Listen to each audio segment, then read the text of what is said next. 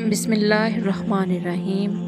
अस्सलामु अलैकुम वरहमतुल्लाहि वबरकातुहू। अल्हम्दुलिल्लाह। आज हम सूरह बकरा की अगली 3 आयात 10, 11 और 12 पढ़ने और समझने जा रहे हैं।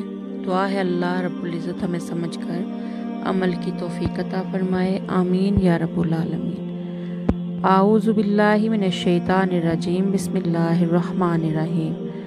फ़ी कुलूबिहिम, उनके दिलों में, मराजुन, बीमारी है। फ़ज़ादहुमुल्लाहु, बस बढ़ा दिया अल्लाह ने उनकी मराज़ा, बीमारी को। वलहुम, और उनके लिए, अज़ाबुन, अज़ाब है, अलीमुन, दर्दनाक। बिमा, इस वजह से, कानू, थे वो, यकज़िबून, झूठ बोलते। फ़ी कुलूबिहिम मराजुन फ़ज़ादहुमुल्लाहु मरज़ा वलहुम अज़ाबुन अलीम बिमा कानू यकज़िबून। उनके दिलों में बीमारी है, चुनाचे अल्लाह ने उनकी बीमारी में और इजाफ़ा कर दिया और उनके लिए दर्दनाक सज़ा तैयार की, क्योंकि वो झूठ बोला करते थे। ये वही बात है जो पीछे आयत नंबर 7 में कही गई थी, यानी शुरू में उन्होंने अपने इख्तियार से इस गुमराही को अपनाया और उस पर डट गए। यह उनके दिल की बीमारी थी।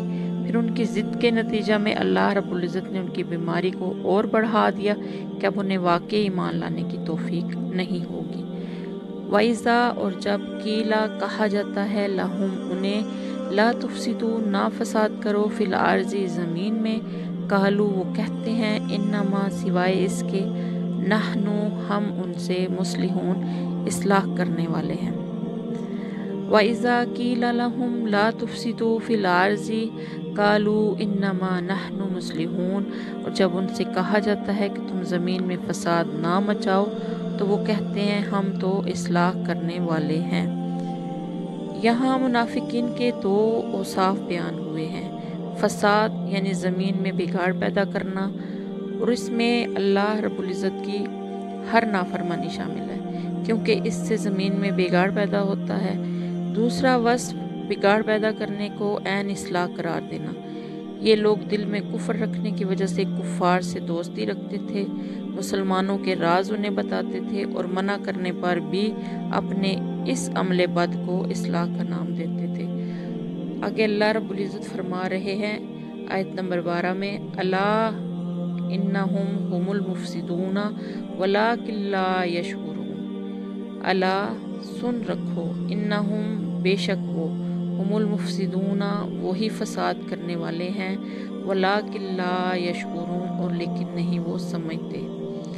अला इन्नहुम हुमुल मुफसिदूना वलाकिन ला यशउरून, कि याद रखो यही लोग फसाद फैलाने वाले हैं, लेकिन इन्हें इस बात का एहसास नहीं है। दुआ है अल्लाह रब्बुल इज़्ज़त हमें समझकर अमल की तौफीक अता फरमाए। आमीन या रब्बुल आलमीन। अस्सलामु अलैकुम वरहमतुल्लाहि वबरकातुहू।